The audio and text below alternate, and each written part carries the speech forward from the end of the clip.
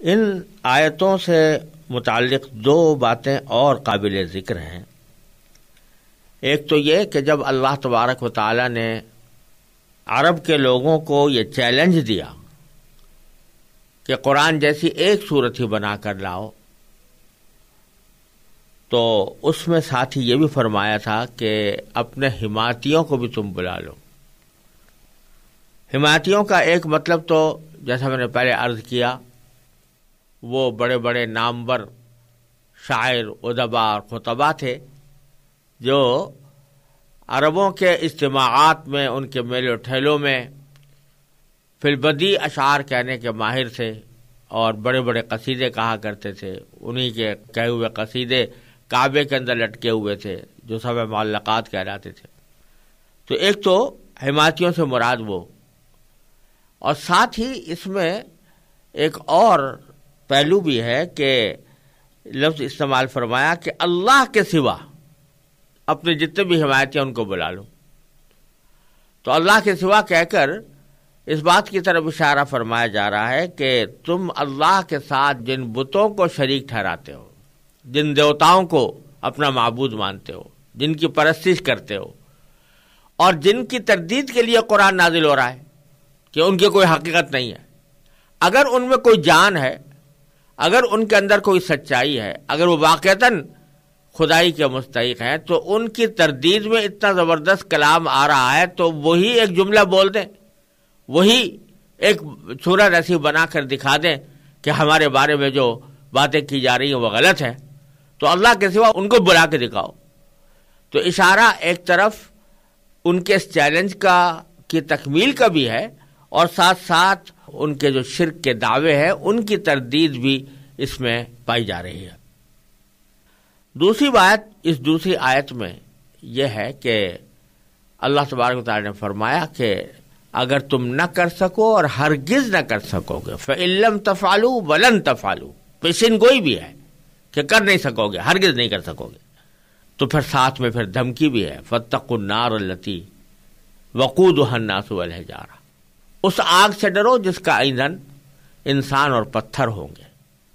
انسان کے ایندھن ہونے کا مطلب تو سمجھ میں آ رہا ہے کہ مراد یہ ہے کہ جو لوگ حق کی بات کو نہیں تسلیم کریں گے اور حق کو واضح ہونے کے باوجود نہیں مانیں گے تو ان کو آخرت میں آگ کی سزا دی جائے گی۔ لیکن پتھروں کے ایندھن ہونے کا کیا مطلب ہے؟ تو اس کا مطلب یہ ہے کہ جن پتھروں کو انہوں نے بت بنا کر اپنا معبود بنایا ہوا ہے اور دن رات ان کی پوجا کرتے ہیں، اپنی مرادیں ان سے مانگتے ہیں، ان کو مشکل کشا اور حاجت روا سمجھتے ہیں، ان کو اس جہنم میں ڈالا جائے گا اور وہ جہنم کا ایندھن بنیں گے۔ اس وجہ سے نہیں کہ یہ ان کی خود کوئی خطا تھی، خود کوئی گناہ تھا، کیونکہ انہوں نے تو نہیں کہا تھا کہ ہمیں بت بنا کر ہمیں پوجا کرو، یہ ان لوگوں نے اپنی طرف سے گھڑ لیا تھا، لیکن اللہ تبارک و تعالیٰ ان بتوں کو آگ میں ڈال کر یہ عبرت کا منظر دکھائیں گے کہ یہ ہیں وہ دیوتا جن کو تم نے اللہ تبارک و تعالیٰ کا شریک بنا کر حاجت روا اور مشکل کشا قرار دیا ہوا تھا، آج دیکھو کہ یہ آگ میں پڑے ہوئے ہیں اور ان کو بھی کوئی بچانے والا نہیں ہے۔ تو یہ محض ان کی بے بسی اور ان کی مشرکین کی بے بصیرتی کو واضح کرنے کے لیے ان کو آگ میں ڈالا جائے گا، اور ظاہر بات ہے کہ چونکہ مقصود ان کو سزا دینا نہیں ہے بلکہ کافروں کی بیوقوفی کو واضح کرنا ہے، اس لیے بظاہر ان پتھروں کو اس آگ میں پڑنے کی وجہ سے کوئی تکلیف نہیں ہوگی، ان کو کوئی عذاب بظاہر راست نہیں ہوگا۔ یہ دو آیتیں جیسا میں نے عرض کیا اسلام کے دوسرے عقیدے رسالت سے متعلق تھیں۔ اب تیسرے عقیدے کا آگے مختصر بیان آ رہا ہے، اور وہ ہے عقیدہ آخرت، یعنی اللہ تبارک و تعالی نے یہ کائنات اس لیے بنائی ہے تاکہ یہاں پر آنے کے بعد انسان اللہ تعالیٰ کی بندگی کرے، جیسا کہ تفصیل سے آگے آنے والا ہے، اور بندگی کے میں براہ راست پرستش بھی داخل ہے اور اللہ تعالیٰ کی اطاعت کا ہر کام داخل ہے۔ اس کے لیے انسان کو بھیجا گیا ہے۔ تو یہ آزمائش ہے اس کے لیے کہ وہ کس حد تک اللہ تعالیٰ کے احکام کی پیروی کرتا ہے اور کس حد تک اس سے روگردانی کرتا ہے۔ اور جب یہ بات ہے تو اس سے قدرتی طور پر یہ نتیجہ نکلتا ہے کہ کوئی ایسا وقت ہونا چاہیے جس میں جو اچھا کام کرنے والے ہیں ان کو ان کے اچھے کام کا صلہ دیا جائے، انعام دیا جائے، اور جنہوں نے برا کام کیا ہے، بدیاں کی ہیں، بدعنوانیاں کی ہیں، معصیتوں کا ارتکاب کیا ہے، گناہوں کا ارتکاب کیا ہے، لوگوں پر ظلم ڈھائے ہیں، ایسے لوگوں کو سزا بھی ملنی چاہیے۔ تو اس جزا اور سزا کے لیے اللہ تبارک و تعالی نے آخرت پیدا فرمائی ہے۔ یہ دنیا کی زندگی جب ختم ہو جائے گی تو اس کے بعد آخرت کا عالم شروع ہوگا جو ابدی ہے، سرمدی ہے، کبھی ختم ہونے والا نہیں ہے۔ یہ ایک بہت اہم عقیدہ ہے آخرت کا، اور قرآن کریم نے اپنی بہت سی صورتوں میں اس کے دلائل بھی بیان فرمائے ہیں، اور اس کو یہ بھی بتایا ہے کہ یہ اس کے بغیر اس کائنات کا وجود ہی عبث اور بیکار ہے۔ اگر آخرت کا تصور نہ ہو تو سارے کائنات کا تصور ہی بیکار ہو جاتا ہے۔ اور یہی عقیدہ آخرت ہے جو انسان کے دل پر پہرے بٹھاتا ہے، اور اس کے ذہن میں یہ بات رکھتا ہے کہ میں جو کام کرنے جا رہا ہوں ایک دن مجھے اس کا حساب بھی دینا ہوگا اور اس کا بدلہ بھی مجھے آخرت میں ملے گا۔ اس کے وجہ سے اگر عقیدہ آخرت دل میں جمع ہوا ہو اور بیٹھا ہوا ہو تو یہ انسان گناہوں سے بچنے کی کوشش کرتا ہے، دوسروں پر ظلم ڈھانے کی جو جذبات ہوتے ہیں ان کو کچلنے کی کوشش کرتا ہے، دوسروں کے ساتھ انصاف کرتا ہے اور دیانت اور امانت کا مظاہرہ کرتا ہے۔ اس لیے اس عقیدے کی بڑی اہمیت ہے۔ چنانچہ اس تیسری آیت میں اللہ تبارک و تعالی نے اس عقیدے کا بیان فرمایا ہے، اور اس عقیدے کی بیان میں اہل ایمان اور عمل صالح کرنے والوں کو پیشین گوئی کے طور پر خوشخبری دی ہے۔ وہ آیت میں تلاوت کرتا ہوں اور اس کا ترجمہ اور اس کے بعد اس کی مختصر سی تشریح انشاءاللہ۔ وَبَشِّرِ الَّذِينَ آمَنُوا وَعَمِلُوا الصَّالِحَاتِ أَنَّ لَهُمْ جَنَّاتٍ تَجْرِي مِن تَحْتِهَا الْأَنْهَارُ كُلَّمَا رُزِقُوا مِنْهَا مِن ثَمَرَةٍ رِزْقًا قَالُوا هَذَا الَّذِي رُزِقْنَا مِن قَبْلُ وَأُتُوا بِهِ مُتَشَابِهًا وَلَهُمْ فِيهَا أَزْوَاجٌ مُطَهَّرَةٌ وَهُمْ فِيهَا خَالِدُونَ۔ اور جو لوگ ایمان لائے ہیں اور انہوں نے نیک عمل کیے ہیں ان کو خوشخبری دے دو کہ ان کے لیے ایسے باغات تیار ہیں جن کے نیچے نہریں بہتی ہوں گی۔ جب کبھی ان کو ان باغات میں سے کوئی پھل رزق کے طور پر دیا جائے گا تو وہ کہیں گے یہ تو وہی ہے جو ہمیں پہلے بھی دیا گیا تھا، اور انہیں وہ رزق ایسا ہی دیا جائے گا جو دیکھنے میں ملتا جلتا ہوگا، اور ان کے لیے وہاں پاکیزہ بیویاں ہوں گی اور وہ ان باغات میں ہمیشہ ہمیشہ رہیں گے۔ یہاں اللہ تبارک و تعالی نے اہل ایمان کو جو اسلام کے تمام بنیادی عقائد پر دل و جان سے یقین رکھتے ہیں اور جو عمل صالح کرتے ہیں، نیک عمل کرتے ہیں، ان کے بارے میں نبی کریم سرور دو عالم صلی اللہ علیہ وسلم کو یہ ہدایت دی ہے کہ آپ ان کو خوشخبری سنائیں، اس بات کی خوشخبری کہ ان کے لیے آخرت کے عالم میں ایسی جنتیں یا ایسے باغات تیار ہیں جن کے نیچے نہریں بہتی ہوں گی۔ باغات کے لیے قرآن کریم نے آخرت کے باغات کے لیے خاص طور پر بیشتر جگہوں پر جنہ کا لفظ استعمال کیا ہے۔ جنہ اور اسی کی جمع جنات ہے جو یہاں پر استعمال کی گئی ہے۔ جنات کے معنی بہت سے باغ، تو یہ چونکہ آخرت میں اللہ تبارک و تعالی نے اہل ایمان کے لیے جو رہائش کی جگہیں رکھی ہیں وہ مجسم باغات ہیں، اس لیے اللہ تبارک و تعالی وہاں کے عالم کو بکثرت، اس عالم کو جو اہل ایمان کو حاصل ہوگا، بکثرت جنت کے لفظ سے تعبیر کرتے ہیں، اور ہماری اردو میں بھی وہ جنت کا تصور اور جنت کا لفظ موجود ہے، لیکن لفظی معنی اس کے باغات کے ہیں۔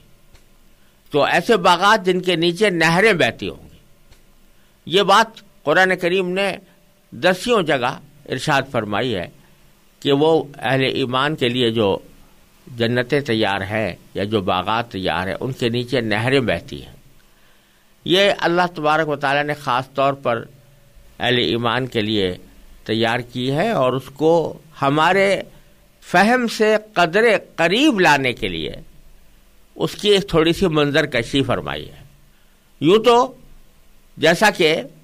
خود قرآن کریم نے فرمایا ہے، فَلَا تَعْلَمُ نَفْسٌ مَّا أُخْفِيَ لَهُم مِّن قُرَّةِ أَعْيُنٍ، یعنی کوئی بھی انسان حقیقت نہیں جانتا ان نعمتوں کی، ان آنکھوں کی ٹھنڈک والی نعمتوں کی جو اللہ تعالیٰ نے وہاں جنت میں اہل ایمان کے لیے چھپا کر رکھی ہے۔ اور خود نبی کریم سرور دو عالم صلی اللہ علیہ وسلم نے ایک حدیث قدسی میں یہ ارشاد فرمایا کہ اللہ تعالیٰ یہ فرماتے ہیں کہ اعددت لعبادی الصالحین ما لا عین رأت ولا اذن سمعت ولا خطر علی قلب بشر، کہ میں نے اپنے نیک بندوں کے لیے ایسی نعمتیں تیار کر رکھی ہیں جو آج تک کسی آنکھ نے دیکھی نہیں اور کسی کان نے اس کا حال نہیں سنا اور کسی بشر کے دل پر اس کا تصور بھی نہیں گزرا۔ ایسی نعمتیں، تو جب ایسی نعمتیں ہیں جس کا دل میں تصور بھی نہیں گزرا، ان کو ہم الفاظ سے کیسے تعبیر کر سکتے ہیں یا ان کو الفاظ سے کیسے سمجھایا جا سکتا ہے؟ تو اللہ تبارک و تعالی قرآن کریم میں اس کی کوئی جھلک دکھانے کے لیے، ہمارے فہم سے قریب کرنے کے لیے کچھ منظر کشی بعض اوقات فرما دیتے ہیں، اور اسی قسم کی منظر کشی یہاں پر فرمائی گئی ہے کہ یہ باغ ہے جن کے نیچے نہریں بہ رہی ہیں۔ آپ ذرا تصور کیجئے کہ دنیا میں جو مناظر اچھے سمجھے جاتے ہیں، خوشنما سمجھے جاتے ہیں، جن کو دیکھنے کے لیے لوگ جاتے ہیں اور جن کی سیاحت کے اوپر روپیہ پیسہ بھی خرچ کرتے ہیں، وہ عام طور پر اس قسم کے مناظر ہوتے ہیں کہ اگر کوئی اونچائی ہو، پہاڑ ہو، ٹیلا ہو اور اس کے اوپر باغ ہو،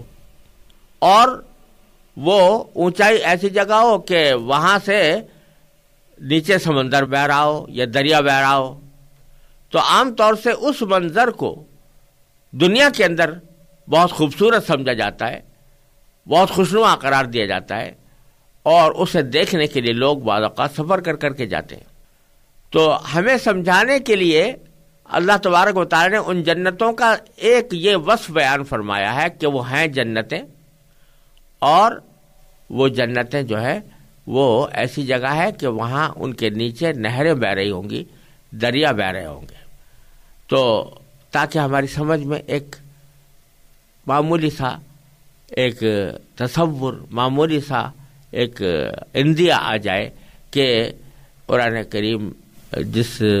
جنت کی طرف اشارہ فرما رہا ہے اس کی کیا کیفیات ہے، تو اس کی تفصیل میں تو پوری آ نہیں سکتی، لیکن ایک اشارہ اس کی طرف ان الفاظ کے ذریعے قرآن کریم نے کئی جگہ پر کیا ہے۔ پھر آگے ایک وصف یہ بیان فرمایا ہے کہ ان جنت میں اللہ تبارک و تعالیٰ ان کو طرح طرح کے رزق عطا فرمائیں گے، بہت سے پھل ہوں گے، پھلوں کا ذکر قرآن کریم نے کئی جگہ کیا ہے۔ فیہا فاکہۃ ونخل ورمان، سورہ الرحمن میں فرمایا اللہ تبارک و تعالیٰ نے، وفواکہ مما یشتہون، ایسے پھل جن کو ان کا دل چاہے۔ یہ ساری نعمتیں اللہ تبارک و تعالیٰ نے جنت کے اندر اہل ایمان کے لیے رکھی ہیں، لیکن ان کا ایک خاص وصف یہاں پر اللہ تبارک و تعالیٰ نے یہ فرمایا کہ جب ان کے پاس کوئی پھل لے کر آیا جائے گا، کوئی شخص پھل لائے گا، تو وہ اس کو دیکھ کر یہ کہیں گے کہ یہ تو وہی پھل ہے جو ہم پہلے بھی ہمیں دیا گیا تھا۔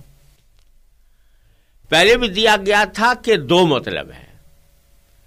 ایک مطلب تو یہ کہ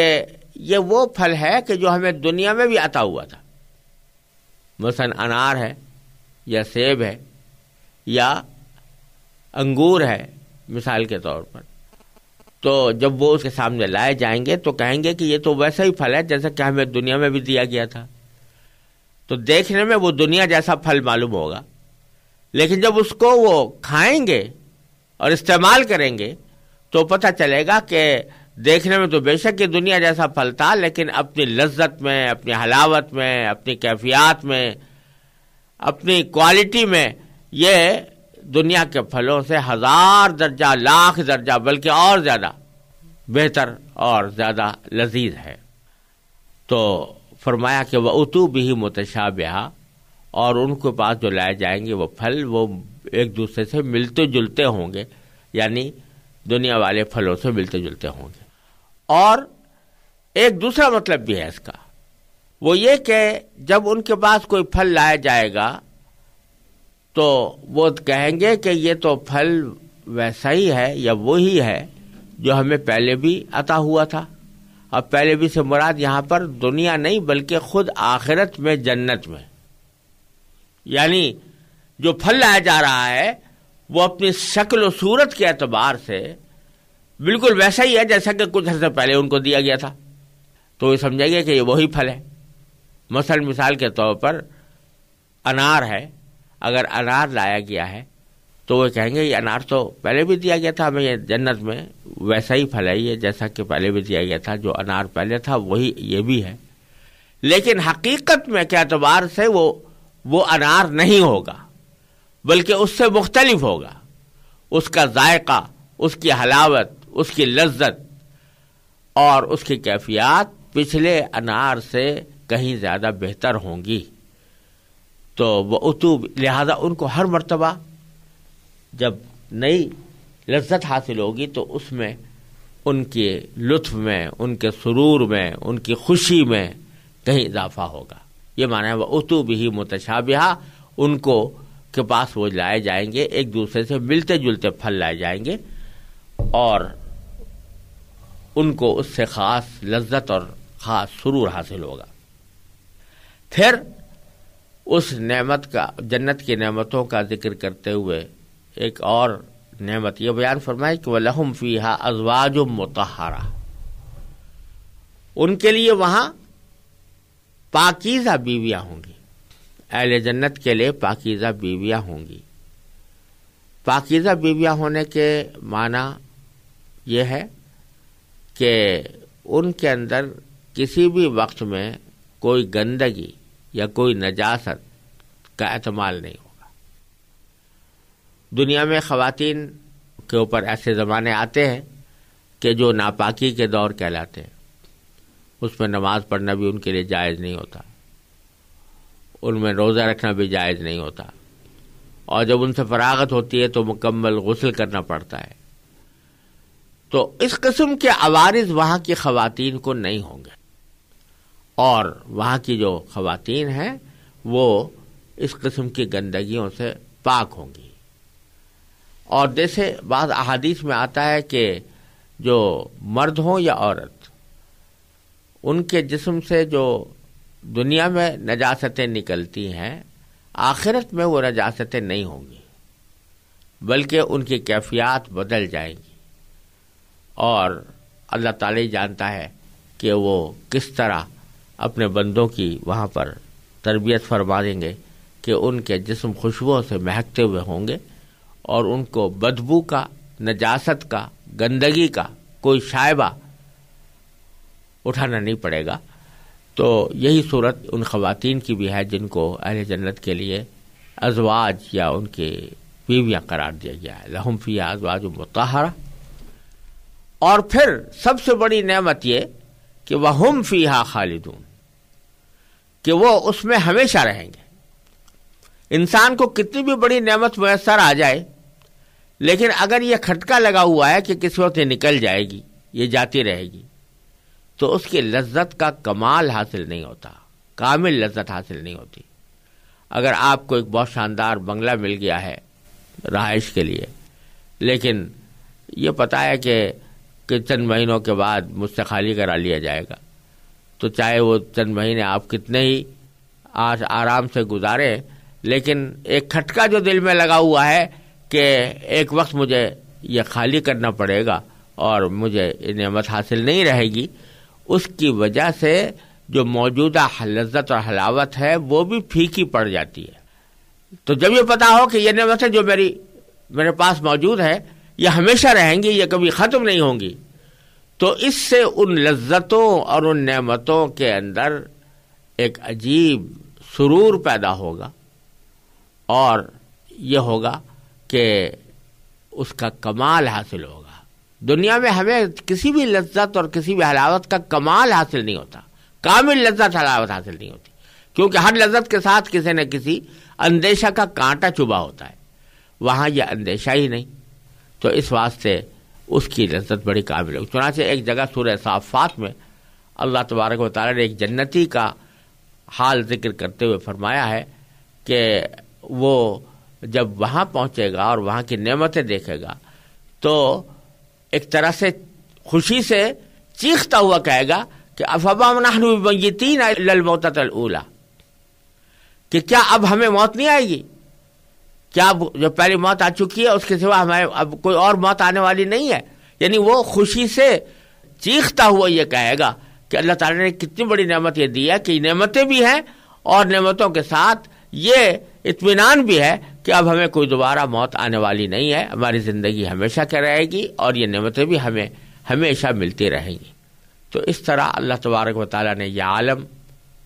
اہل ایمان کے لیے اتنا آرام کا، اتنے راحت کا، اتنے سکون کا اور اتنی پائیدار لذتوں کا بنایا ہے کہ اللہ تبارک و تعالیٰ نے اسی کو دوسری جگہ فرمایا کہ وَفِي ذَلِكَ فَلْيَتَنَافَسِ الْمُتَنَافِسُونَ۔ اس عالم کی اس کیفیت کو حاصل کرنے کے لیے لوگوں کو ایک دوسرے سے آگے بڑھ چڑھ کر حصہ لینا چاہیے۔ اللہ تبارک و تعالیٰ اپنے فضل و کرم سے ہمیں اپنے اعمال کے ذریعے اللہ تبارک و تعالیٰ کو راضی کر کے اس جنت کا مستحق بنانے کی کوشش کرنے کی توفیق عطا فرمائے۔